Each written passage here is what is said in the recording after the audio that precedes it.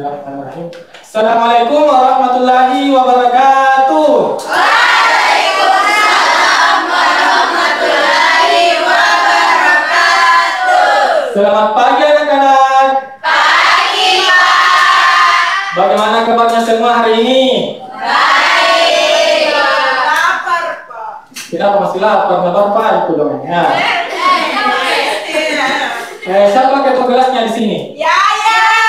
Nah, baik, sebelum kita mulai pelajaran hari ini, alangkah baiknya kita berdoa terlebih dahulu agar pembelajaran kita ini bisa berjalan dengan lancar. Jadi kepada ketua kelasnya, pimpin doanya.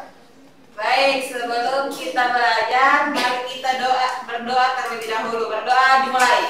Bismillahirrahmanirrahim.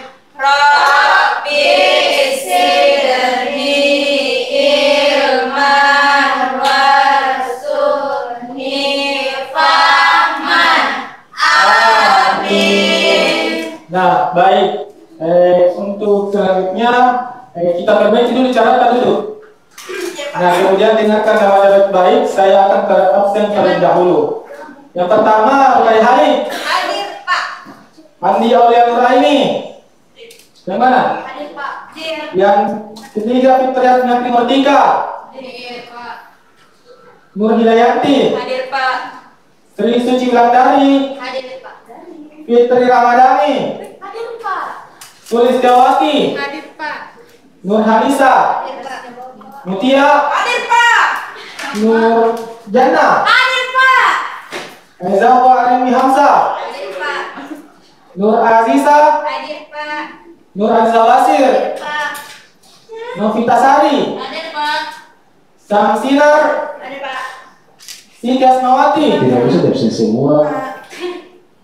Nur Wahdania. Hadir, Pak. Hilda Safitri. Tidak ada, Pak. Tidak ada, Pak. Kenapa tidak ada keterangannya? Tidak tahu. Tidak tahu, Pak. Oke, selanjutnya bakal pilih Hasrianti. Hadir, Pak.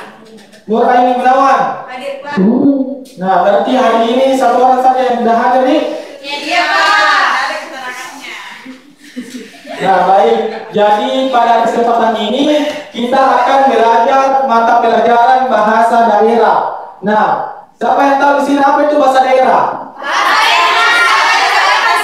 Nah, bahasa daerah itu adalah bahasa yang kita pakai sehari-hari. Nah, di sini kalau di rumahnya siapa yang bahasa daerah sama orang tuanya kalau di rumahnya? Bahasa apa yang dipakai? Bagus, Makassar. Nah, mungkin anak-anak sekalian sudah mengetahui bahwasanya Indonesia itu mempunyai beragam budaya, suku, tradisi, dan bahasa. Nah, terutama kita ini yang ada di Sulawesi Selatan mempunyai beberapa suku dan bahasa seperti bahasa Makassar dan bahasa Bugis. Nah, selain itu di antara bahasanya ini ada juga tulisan tersendirinya suku Makassar dan suku Bugis. Siapa yang tahu tulisan daerahnya suku Makassar dan suku Bugis? Lontara. Nah, betul sekali. Jadi tulisan Lontara itu adalah tulisan yang digunakan oleh masyarakat Sulawesi Selatan terkhusus pada suku Bugis dan Makassar. Nah, jadi kalau ditanya apa itu tulisan Lontara, siapa yang tahu? Yang tadi sudah dijelaskan. Yang garis-garis, Pak. Tulisan Lontara yang tadi saya sebutkan yang mana? Tulisan daerah. Bahasa daerah. Bahasa daerah. Ya, jadi tulisan Lontara adalah sistem tulisan yang digunakan oleh masyarakat Sulawesi yang khususnya pada suku Bugis dan Makassar. Nah, jadi huruf Lontara ini berasal dari kata lontara yang merujuk pada tumbuhan lontar. Nah, di sini ada yang tahu yang mana dibilang pohon lontara? Sudah semua dilihat yang dibilang pohon lontara? Gimana? Gimana coba? Kalau bahasa dasarnya itu dibilang tala. Tala. Nah, jadi pohon lontara ini daunnya itulah yang digunakan sebagai media penulisannya. Nah, kira-kira ada yang tahu kenapa media penulisannya itu kita menggunakan daun lontara? Tidak. Nah, jadi kita menggunakan pada zaman itu belum ada yang namanya buku tulis seperti yang kalian pakai sekarang ini. Sehingga pada masa itu daun lontara inilah yang digunakan sebagai media penulisannya. Nah, aksara ini diciptakan oleh seseorang yang bernama Daeng Pamatte, yang dimana Daeng Pamatte ini merupakan seorang menteri pada kerajaan Goa sekitar abad 14. Nah, Daeng Pamatte ini menciptakan aksara karena pentingnya kemampuan menulis dan untuk komunikasi resmi. Nah, kira-kira kalau anak-anakku sekalian ditanya, kenapa sih kita harus belajar tulisan lontara? Ada yang tahu tidak? Kenapa kita harus belajar tulisan lontara? Supaya kita dapat melestarikan budaya. Salah satu orang siapa? Murani. Coba Murjana. Supaya kita bisa melestarikan budaya. Betul sekali. Jadi selain itu agar tulisan lontara ini tidak punah.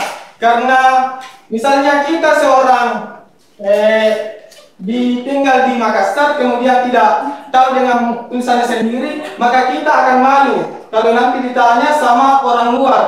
Makanya kita perlu belajar tulisan lontara. Nah, kemudian adapun ciri-ciri dari tulisan lontara ini, yang paling mendasar itu hanya dua. Yang pertama itu bisa dibaca semua yang di atas. Bisa. Nah, yang pertama apa? Memiliki bentuk huruf yang berbeda dengan huruf Latin. Yang kedua, Digunakan untuk menulis bahasa daerah di Sulawesi Selatan. nah jadi kalau ada yang tanya Ki, yang mana itu yang dibilang tulisan lontara? Nah, jadi kalian cukup mengatakan yang pertama itu memiliki perbedaan dengan huruf lainnya. abjad Latin atau alfabet Latin. Yang kedua digunakan oleh masyarakat Sulawesi Selatan terkhususnya pada suku Makassar dan suku Bugis.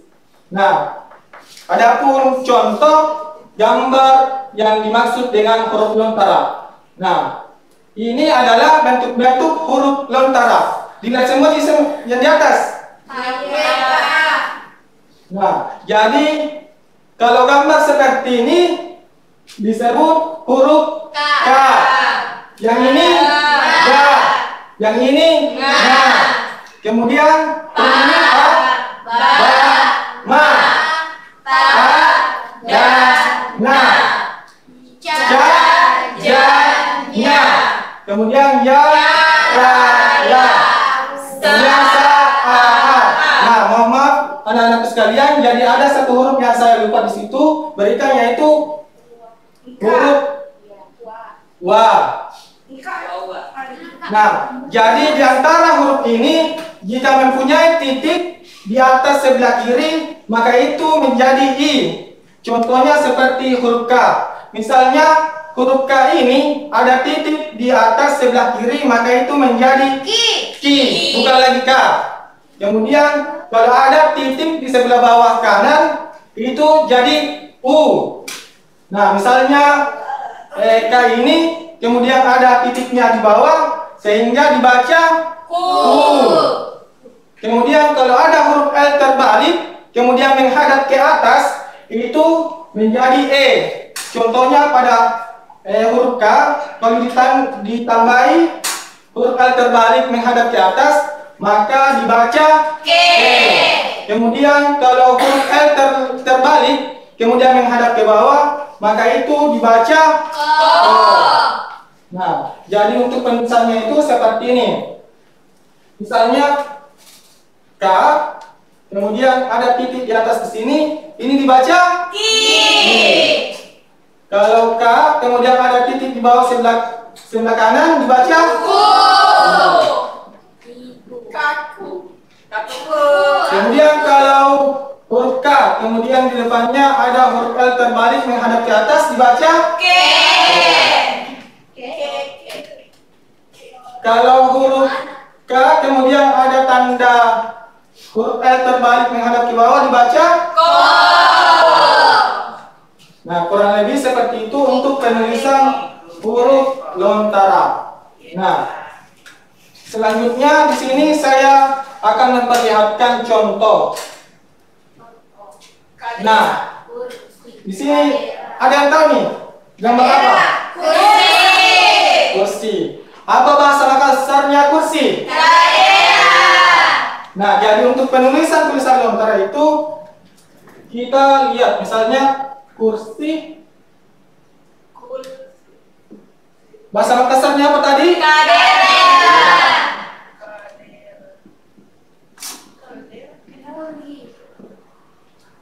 Minta tolong siapa ada kertasnya atau penghapusnya? Ini ke sini.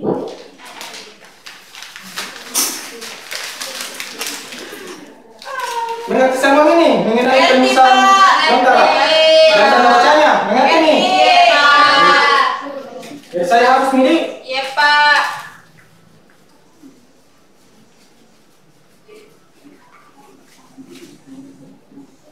Nah, untuk penulisannya itu karena kan tadi bahasa Makassarnya kadera. Nah, untuk huruf K dalam tulisan lontara itu seperti yang mana? Nah, kita cari lihat di situ yang mana huruf K. Kemudian dalam kurung di sini kita tulis K dulu. Kemudian D. Nah, karena di huruf lontara itu tidak ada D-nya sehingga kita mencari dulu D dulu. Kemudian tambahkan tanda yang mana? Yang kiri. Nah, betul. Yang terbalik posisinya di kiri. Kemudian Ra. Yang di kiri. Nah, seperti ini. Jadi bacanya kadera. Kadera. Kemudian contoh yang kedua. Ini gambar apa? Lemari. Lemari bahasa Makassarnya apa? Lemari. Nah, untuk satu orang siapa yang berani untuk menuliskan bahasa tulisan lontaranya? Seperti ini contohnya. Tulis dulu bahasa Indonesianya, kemudian diartikan dalam bahasa Makassar, kemudian ditulis dalam tulisan lontara. Siapa yang berani?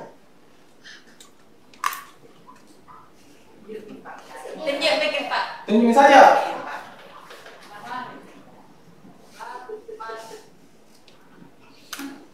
Hidayah mau? Silahkan.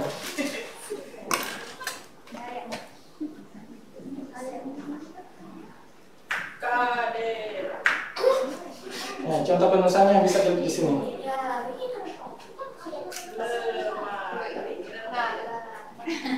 Lemari. Nah, itu. Kemudian huruf la. Nah, beri tepuk tangan dulu untuk temannya. Jangan selalu makan gula-gula karena gigitan nanti. Kemudian contoh yang ketiga, gambar apa ini? Pintu. Siapa yang tahu bahasa Makassarnya? Pakebu. Nah, pakebu. Siapa yang berani lagi menuliskan dalam penulisan tulisan lontara? Siapa yang berani? Ketika berani.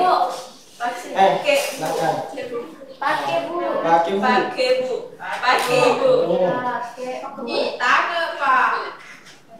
Tulis dulu dalam mana bahasa Indonesia.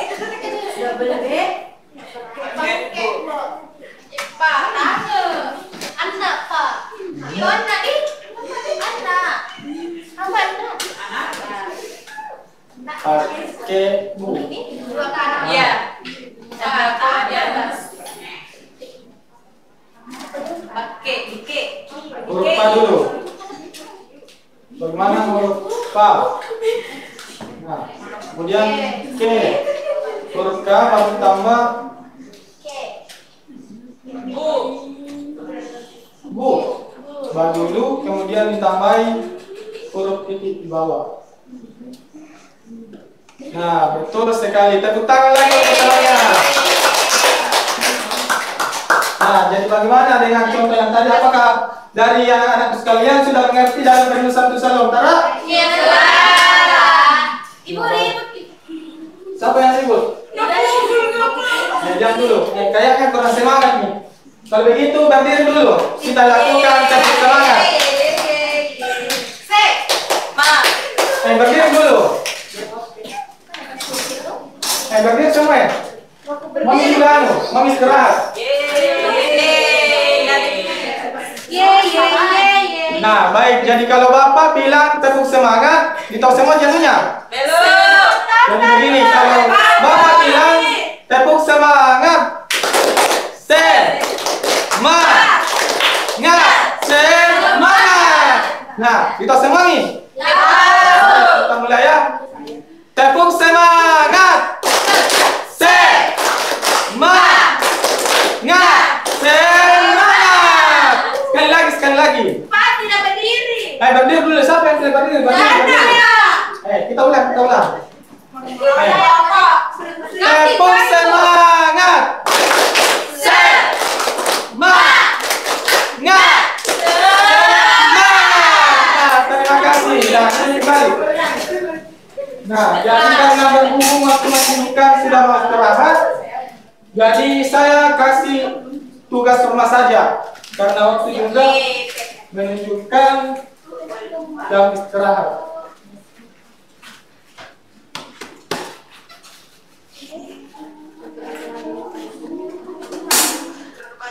Nah, jadi tugasnya itu silahkan cari, kemudian tuliskan 10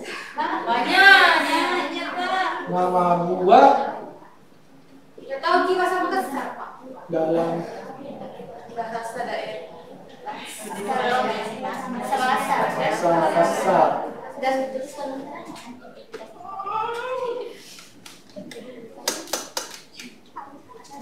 Dan tulisan lembarannya.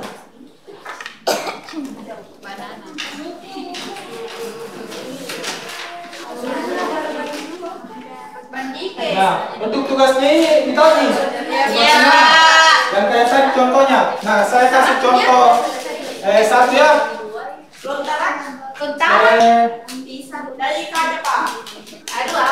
Jadi contohnya rambutan. Rambutan. Bahasa Makassarnya juga. Nah, kemudian ditulis dalam tulisan lembarannya kita seperti yang tadi. Bagaimana huruf ra? Nah, itu. Kemudian bu. Kemudian nah, kurang lebih seperti ini. Jadi tugasnya seperti ini. Nah, jadi mengerti semua nih untuk tugasnya. Nah, baik. Jadi karena berhubung waktunya sudah menunjukkan mau istirahat, jadi mungkin hanya ini materi yang dapat kita pelajari pada hari ini. Jadi kalau ditanya apa lagi itu tulisan lontar?